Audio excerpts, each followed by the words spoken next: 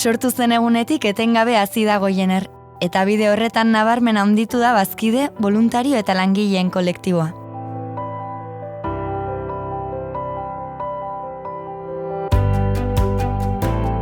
Honek ezinbestekoa bihurtu du zaintza erakundearen erdigunean jartzea. Etorkizuneko erronkei modu kolektiboan heldu eta erantzuna emateko. Horretarako, ezinbestekoa dugu guztion artean zer garen, zer izan nahi dugun eta inguruneari ze ekarpen egin nahi diogun adosten jarraitzea. Nola?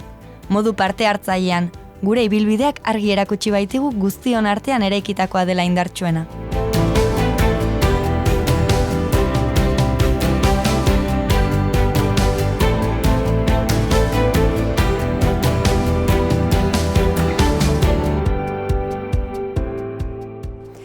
Goiener sortu zen, batez ere energia berriztagarriak sustatzeko gure inguruan, eta herritarrek prozesu hortan protagonismoa izan zezaten. Batetikan kontzientzia handiagotuz, bigarrenik enpresa energetiko handiengandik ihes egiteko aukera eskainiz, eta baita ere instalazio berriztagarrien jabe izateko aukera eskaini eta bidea erraztuz.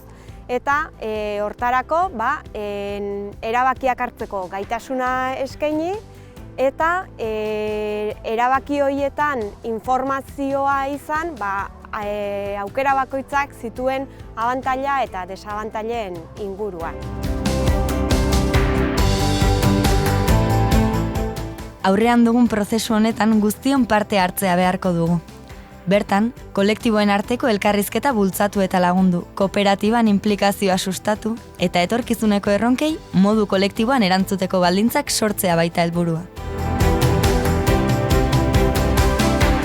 Bolondresen aldetik nik esango nuke erronka garrantzitsuenak edo direla alde batetik Goiener ezagutaraztea herritarren artean.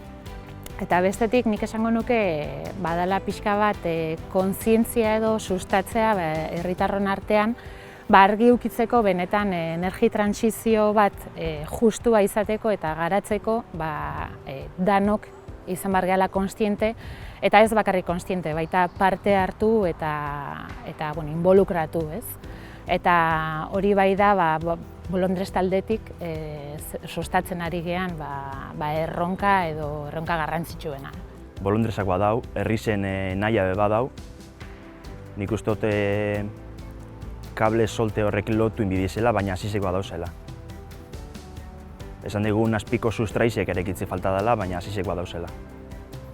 Olako proiektu bat aurrera ataratzeko zer biherdan, konpromesu handize, parte hartzie eta batez be proiektuen parte sentitzen zaren sensazio hori. Helburua eraikitzen ari garen honek oinarrian hasieratik adostu genituen balioak izaten jarraitzea da. Demokratikoa izan dadin, bizigarria eta eraginkorra. Oinarri sendoa duena eraisten zailagoa delako. Goiener guk erabakitzen dugun Goiener izango delako. Goiener gu denok osatzen dugulako.